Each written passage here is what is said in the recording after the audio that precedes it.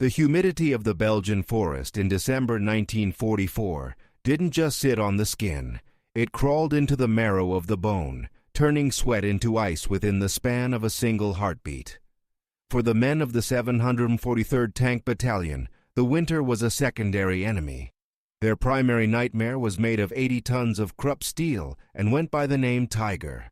At exactly 05:15 on a Tuesday morning, Sergeant Silas Vance, known to his men as Gritty, sat atop the turret of his M4 Sherman, staring into the impenetrable gray fog of the Ardennes. He was 29 years old, a man who had spent his youth crawling inside the skeletal frameworks of Pittsburgh's rising skyscrapers, welding the spine of America with a torch and a steady hand. Now, he was looking at a different kind of metal, and he knew, with the professional certainty of a structural expert, that the steel surrounding him was nothing more than a thin, polite suggestion of safety. The atmosphere was thick with the scent of diesel, wet pine, and the underlying metallic tang of a machine pushed to its absolute limit. In the distance, a low, rhythmic thrumming vibrated through the frozen mud. It wasn't the frantic, high-pitched whine of an American Continental engine. It was the deep, guttural growl of a Maybach WWII. To a Sherman crew, that sound was the tolling of a funeral bell. The disparity was not just a matter of military theory, it was a mathematical death sentence. The standard M4 Sherman's frontal armor was approximately 2 inches thick, sloped to provide a bit more protection. The German WWII shell, however, could punch through 5 inches of solid steel from over a mile away. It was a predator-prey relationship where the prey was expected to win through sheer numbers, a philosophy that offered little comfort to the 5 men sitting inside what the Germans mockingly called Tommy Cookers. Silas Vance looked down at his hands, scarred by sparks and frozen by the European winter. He wasn't a man of many words, but he was a man of physics. He understood how force traveled through a joint. He knew how high-carbon steel resisted shearing better than the softer, mass-produced plate of the Detroit assembly lines. He looked at the mangled wreckage of a nearby railway station, its tracks twisted into grotesque shapes by Allied bombing runs. While the rest of the army saw debris, Vance saw a solution. He saw high-density, heat-treated carbon steel that had been designed to withstand the crushing weight of locomotives for decades. If the official armor from the factories was failing his boys, he would have to build them a new skin from the bones of the continent they were trying to liberate.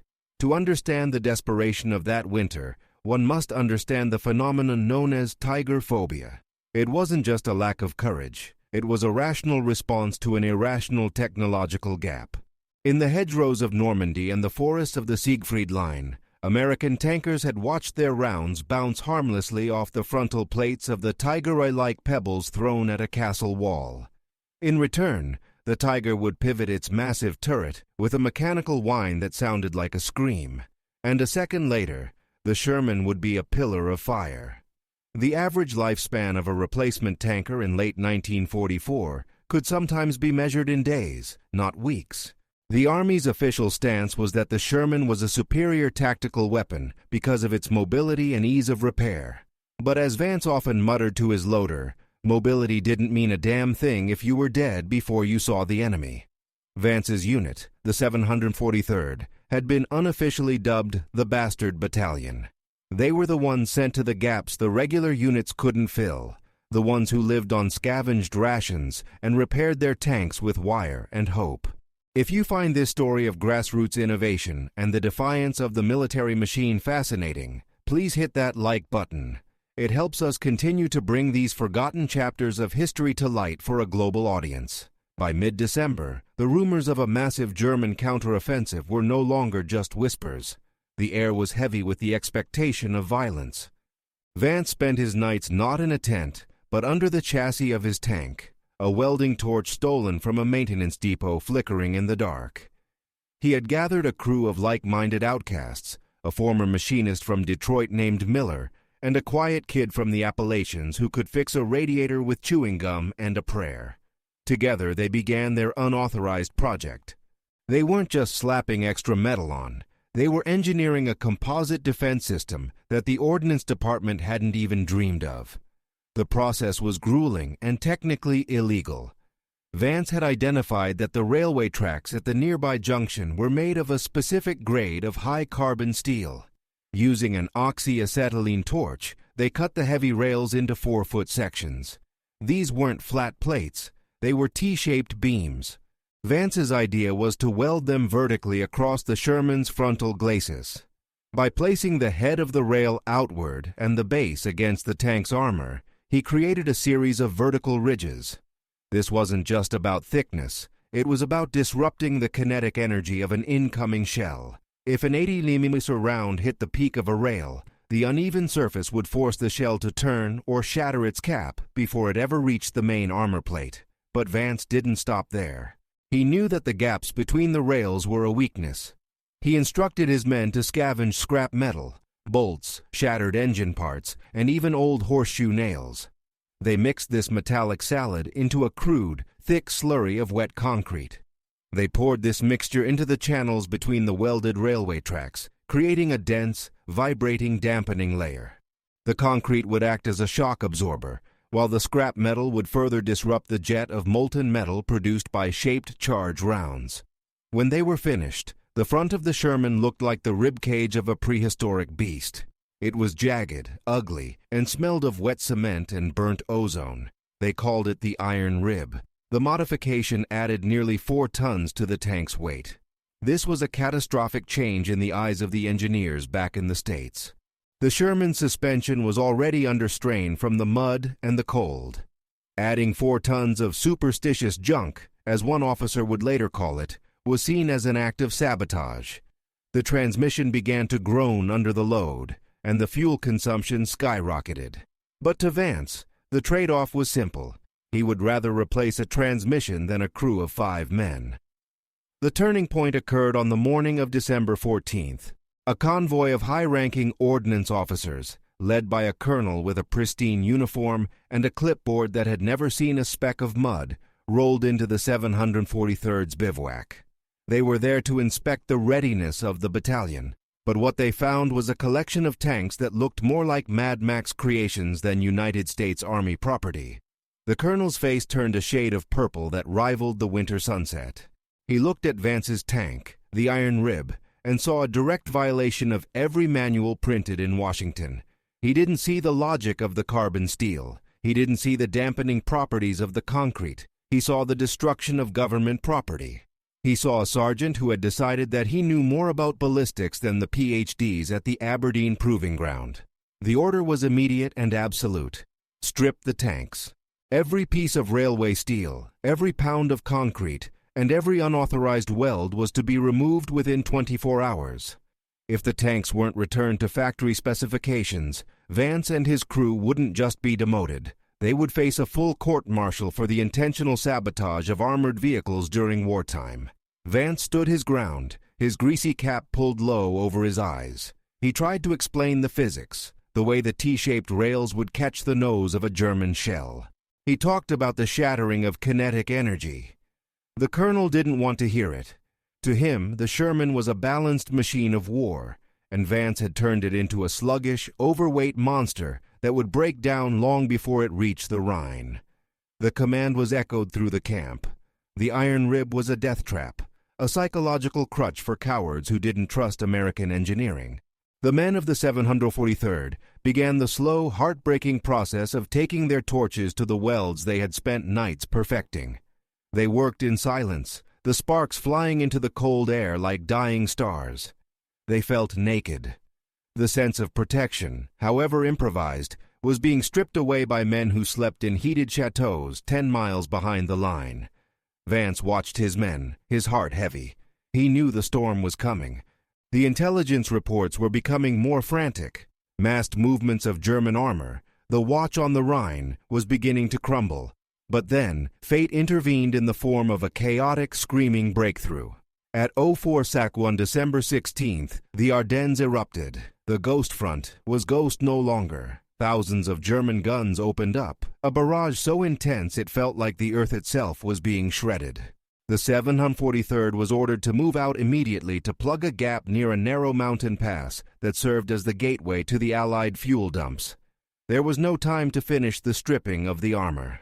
Vance's tank, and 2 others in his platoon, still bore the heavy, jagged iron ribs. As they rumbled toward the sound of the guns, the transmission screamed in protest. The engines smoked. The tanks felt heavy and unresponsive in the deep slush. But as Silas Vance peered through his periscope, he saw something that made his blood run cold. Emerging from the tree line, their long barrels pointed like the fingers of a vengeful god, were the silhouettes of the Heavy Panzer Battalion 501. The Tigers had arrived. And between those monsters and the vulnerable American rear, there was nothing but a welder from Pittsburgh and his forbidden, heavy, iron-ribbed monstrosities. The official manuals were about to be tested against the reality of scrap iron and desperation. By 0642 on the morning of December 16th, the world had turned into a landscape of white noise and gray shadow. The Ardennes was no longer a forest. It was a meat grinder made of ice and cordite. Sergeant Silas Vance sat low in his commander's hatch, his fingers numb despite the heavy woolen gloves. Underneath him, his Sherman, nicknamed the Iron Maiden, was throwing a tantrum that could be felt through the soles of his boots. The extra 4 tons of high-carbon railway steel and scrap-infused concrete were making their presence known in the most violent way possible. Every time the driver, a 19-year-old from Ohio named Billy, shifted gears, the entire 30-ton chassis bucked like a wounded animal. The transmission didn't just whine, it screamed, a high-pitched metallic shriek of gear teeth grinding against the impossible torque required to move this unauthorized fortress through 2 feet of freezing slush. The mechanical reality was grim. The Sherman's vertical volute spring suspension, or VVSS, was designed for a specific weight distribution. By welding those heavy T-shaped railway ribs to the front glacis, Vance had fundamentally altered the vehicle's center of gravity. The front bogie wheels were compressed to their absolute limit, the heavy springs groaning under a constant state of near failure. To the ordnance officers back at the depot, this was a textbook example of operator-induced mechanical sabotage.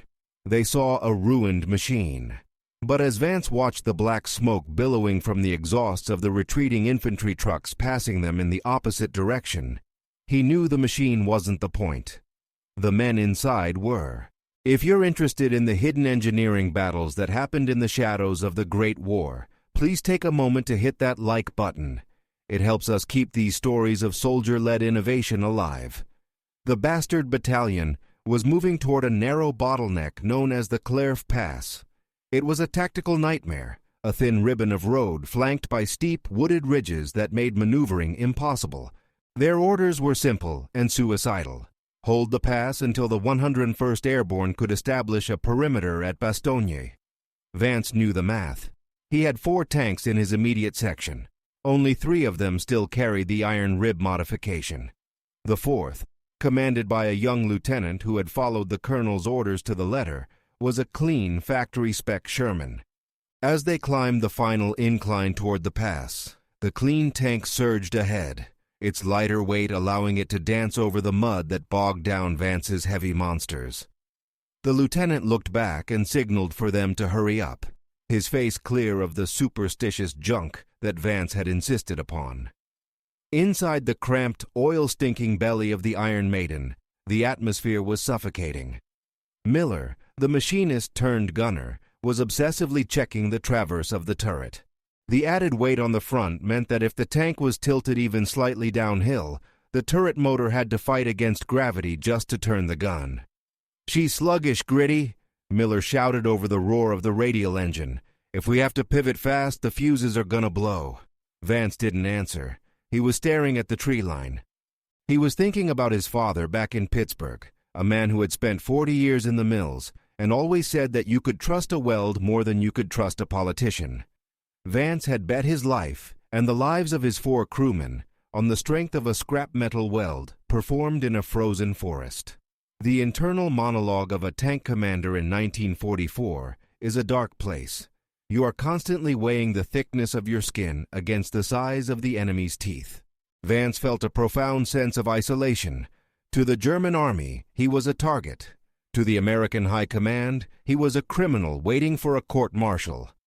He looked at the back of Billy's head, the boy's neck looking impossibly thin against the massive bulk of the tank. If Vance was wrong about the high-carbon steel, if the concrete slurry just turned into deadly shrapnel upon impact, as the colonel had predicted, he wasn't just a bad soldier, he was a murderer. He was leading these boys into a box of their own making. The weight of the iron rib wasn't just on the suspension, it was on his soul. Suddenly, the world exploded. A flash of white-hot light erupted from the tree line 300 yards ahead. It wasn't a hit on Vance's tank, but on the lieutenant's clean Sherman. The 80mm armor-piercing shell, traveling at over 2,500 feet per second, didn't even seem to slow down. It entered the front glacis of the factory-spec tank, bypassed the transmission, and exited through the rear engine compartment. The Sherman didn't just stop, it disintegrated. The ammunition inside cooked off in a spectacular brew-up, a geyser of flame shooting 30 feet into the gray sky. There were no survivors. There wasn't even time for a scream. The lieutenant, who had followed the rules, was gone in less than a second. "Target!" 12 o'clock, Miller yelled, his feet already pumping the manual traverse. Through the clearing, smoke of the destroyed tank, the predators finally showed themselves. Out of the fog lumbered the heavy hitters of the 501st Heavy Panzer Battalion. These were Tiger Is, the apex predators of the European theater.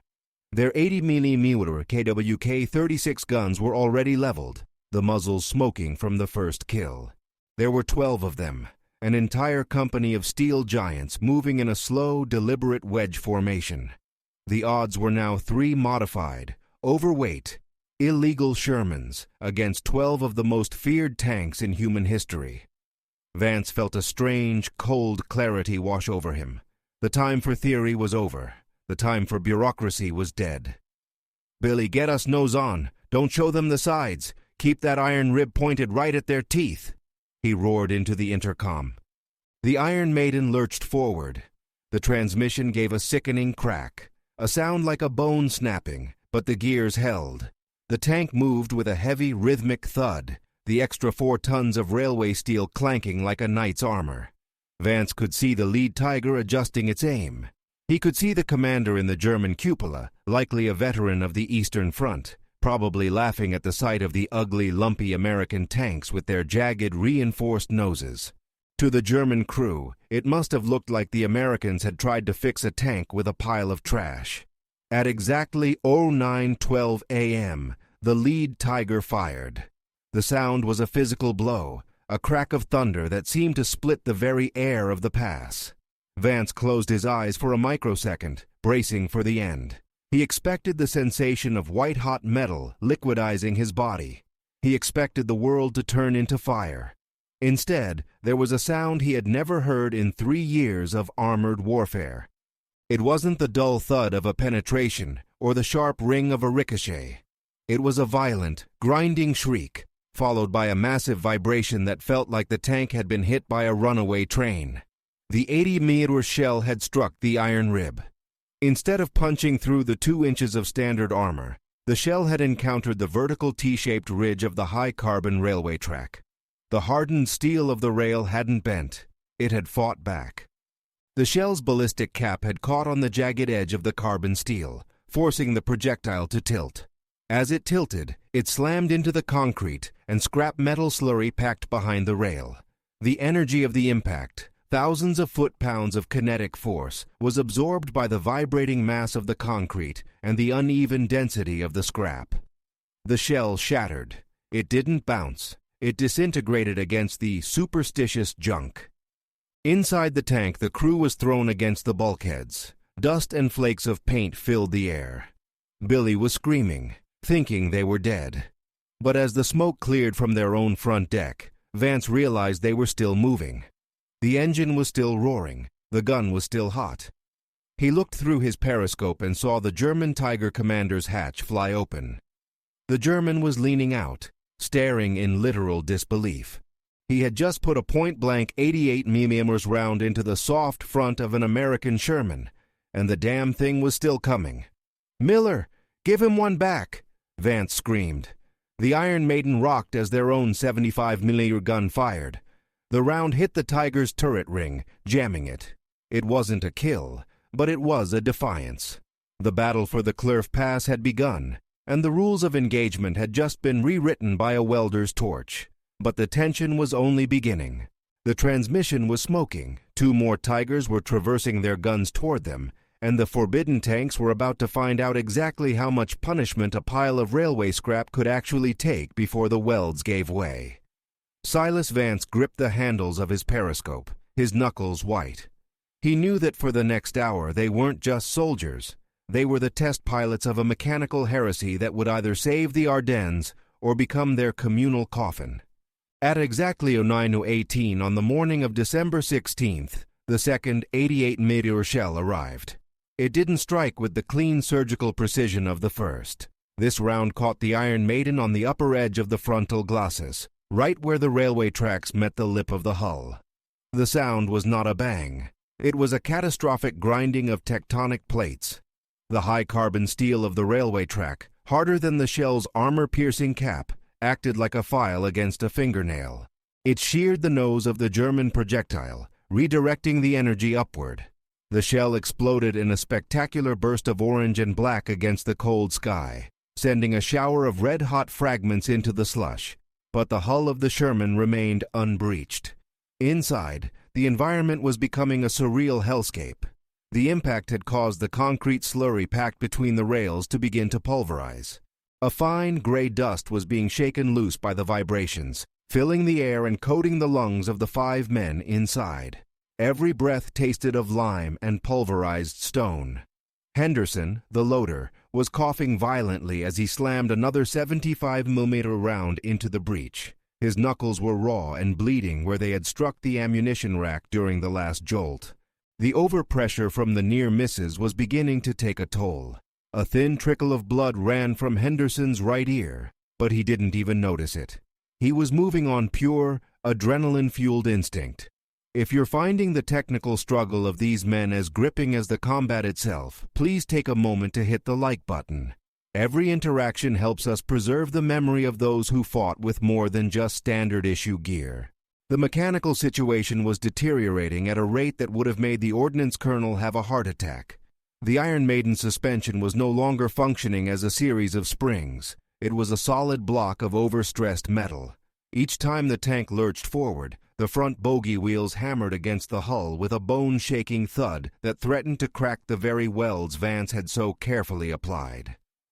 The transmission was operating at temperatures far beyond its design specifications. The smell of burning oil was now so thick it was visible as a blue haze in the turret. Billy, the driver, had to use both hands to fight the steering levers, his muscles bulging under his field jacket. The tank was no longer a vehicle. It was a 34-ton anchor that they were somehow forcing to move through the mud. Vance watched through his periscope as the second tank in their line, the Steel Hammer, took a hit to its lower hull. The Steel Hammer was also an iron rib modification. The shell struck the reinforced nose, and Vance saw the railway tracks literally ripple under the force. One of the welds snapped with a sound like a pistol shot, and a 4-foot section of high-carbon rail spun away into the trees like a giant, jagged throwing star. But the tank didn't explode. It didn't catch fire. It simply shuddered, corrected its aim, and fired back. The German Tiger crews were visibly hesitating now. On the Eastern Front, they were used to T-34s and Sherman shattering upon the first impact.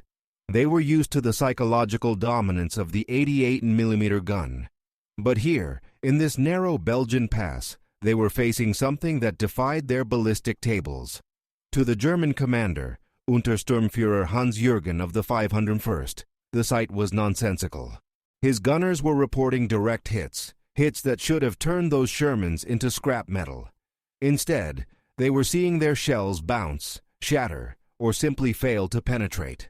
Through his binoculars, Jürgen could see the bizarre, ribbed texture of the American tanks. They looked like creatures from a nightmare, armored in the bones of the earth.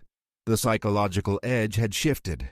The Germans began to pull back slightly, attempting to find a better angle, their confidence shaken by the immortality of the 3 American monsters blocking the road. Vance felt the shift in the air. It wasn't just the smoke and the dust. It was the rhythm of the battle. He knew that the iron ribs wouldn't last forever. Every hit was weakening the structural integrity of the welds. The concrete was turning to dust, and the railway steel was becoming brittle from the repeated, violent thermal shocks. He looked at his watch. 09:45. They had held the pass for 30 minutes. In military time, 30 minutes of sustained tank combat is an eternity. "Miller, they're repositioning," Vance shouted. "They're going to try and flank through the woods on the left. The mud is thinner there." Miller, his eyes red-rimmed from the gray dust, adjusted the manual traverse. "I can't get the turret around fast enough, Gritty. The weight, the front is dipping too low." Vance realized the fatal flaw. The very weight that was saving their lives was now threatening to render them toothless. Because the Iron Maiden was so nose-heavy, as she sat on the slight downward slope of the pass, the turret ring was being squeezed by the shifting mass of the hull. The electric motor was humming in protest, the smell of ozone indicating that the fuses were seconds away from blowing. If they couldn't turn the gun, they were just a very expensive, very heavy target. Vance closed his eyes for a second. He thought about the skyscraper frames back in Pittsburgh. He thought about how a building is only as strong as its foundation. If the foundation was the problem, he had to change the ground. "Billy, reverse! Get us onto that flat outcrop of rock behind the burnt-out truck," Vance commanded. "We need to level the hull to get the turret free." Billy slammed the transmission into reverse. The Iron Maiden groaned, a sound of metal screaming against metal that vibrated through every man's teeth. The tank moved backward, the heavy iron ribs acting like a plow, dragging through the frozen mud. As the rear of the tank climbed onto the shelf of solid rock, the front lifted. The pressure on the turret ring eased. With a sudden whir, the turret swung around, the 75mm gun snapping into alignment with the lead Tiger that was attempting to bypass them through the trees.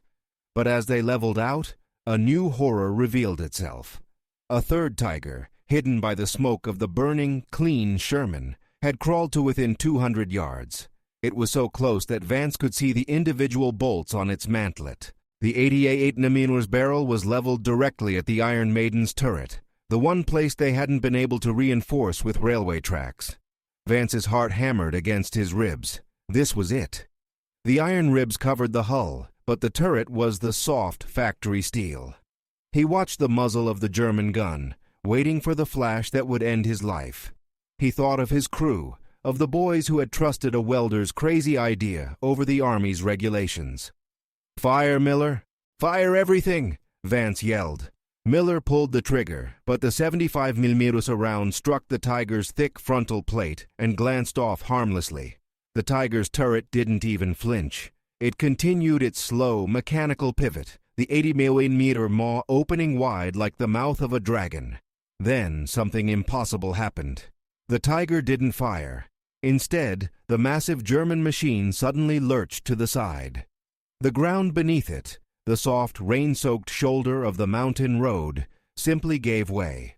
The Tiger was 80 tons of concentrated pressure. It had sat in one spot for too long, its engine idling, its weight vibrating into the unstable soil. With a roar of sliding earth and snapping trees, the German Predator began to slide sideways down the steep embankment. The crew tried to reverse, the tracks churning up massive clods of frozen dirt. But gravity was a more powerful foe than any American gun. The Tiger rolled, its long barrel snapping like a toothpick against a pine tree, before it disappeared into the ravine below with a sound of crashing metal that echoed through the pass. The remaining Tigers froze. The loss of their comrade to the terrain, combined with the inexplicable resilience of the iron-ribbed Shermans, broke the momentum of the German spearhead. They didn't know that Vance's tank was falling apart. They didn't know the transmission was held together by hope and heavy-duty grease. All they saw was a line of indestructible American ghosts that refused to die. Vance wiped the gray concrete dust from his eyes. He looked at Henderson, who was already holding the next shell, ready to go. He looked at Miller, who was laughing, a high, hysterical sound that cut through the roar of the engine. They were alive. The superstitious junk had held. But as the smoke cleared, Vance saw the Tiger Company regrouping. They weren't retreating, they were calling for infantry support. The battle was entering a new, even more desperate phase. The welds were cracking, the ammunition was running low, and the 743rd Bastard Battalion was about to find out if a welder's dream could survive a direct assault by the Waffen-SS. "Hold the line, boys," Vance whispered, his voice cracking. "We've got a lot more scrap metal to show these bastards." By exactly 10:14 on the morning of December 16th, the fog over the Clerf Pass didn't just lift, it was burned away by the heat of 1,000 explosions. The remaining Tigers of the 501st had stopped their cautious advance. They had realized that the iron-ribbed monstrosities weren't magical, but they were formidable. The German commander shifted tactics. He didn't just send steel, he sent the Panzer Grenadiers. Dozens of infantrymen, camouflaged in white winter smocks, began to crawl through the frozen brush, armed with Panzerfausts, disposable, single-shot anti-tank launchers that could melt through a Sherman side armor like a hot needle through wax. Inside the Iron Maiden, the situation was reaching its mechanical terminal velocity. The transmission was no longer shifting. It was jammed in second gear, the internal teeth likely sheared or welded together by the sheer friction of moving the 4-ton weight of the iron rib. The oil pressure gauge was pinned in the red, and the engine compartment was a furnace. Silas Vance could feel the heat through the bulkhead. He knew his machine was dying. The Iron Maiden had been pushed beyond every physical limit established by the engineers in Detroit, but she refused to quit as long as there was fuel in her veins and a welder's spirit in her bones. "Miller, watch the tree line on the left. Infantry with shaped charges," Vance screamed. A Panzerfaust rocket streaked out of the woods, a tail of white smoke marking its path. It struck the side of the hull, just behind the iron rib's reinforced section. The explosion was a sharp, high-pitched crack. The shaped charge jet burned a hole the size of a finger through the outer skin, but it struck a secondary internal reinforcement Vance had welded inside the sponson, a thick slab of a locomotive's leaf spring. The jet dissipated, spraying the interior with sparks but failing to reach the ammunition. "They're all over us, Gritty," Billy yelled, his voice cracking with the realization that they were now a stationary pillbox. The transmission had finally given its last gasp. The Iron Maiden was immobilized, sitting dead in the center of the pass. This was the moment of absolute truth. 3 American tanks, 2 of them now stationary, were the only things standing between a German breakthrough and the undefended Allied supplies. If you've ever felt that the people on the front lines know more than the people in the offices, please hit that like button. Your support ensures these stories of grit and defiance are never erased from history. The lead Tiger, seeing the Iron Maiden stop, decided to finish the job.